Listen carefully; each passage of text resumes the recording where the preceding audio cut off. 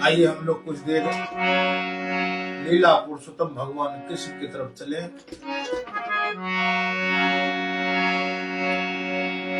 वो राधा ऐसी भई श्याम की दीवानी, राधा ऐसी भई श्याम की दीवानी, के ब्रज की कहानी हो गई।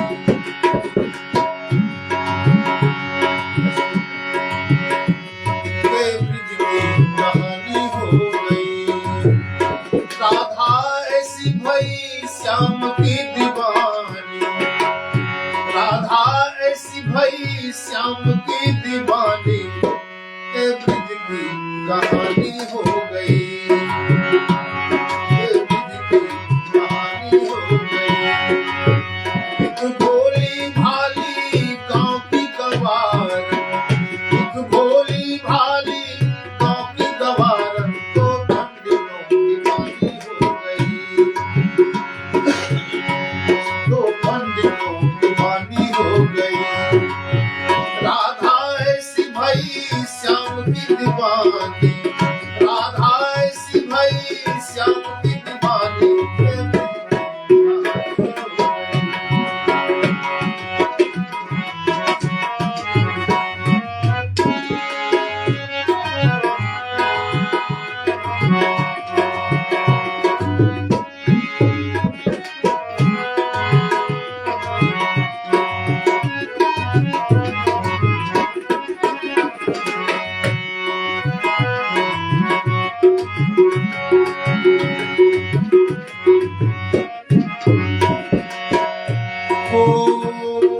राधा न होती तो वृंदावन भी वृंदावन न होता।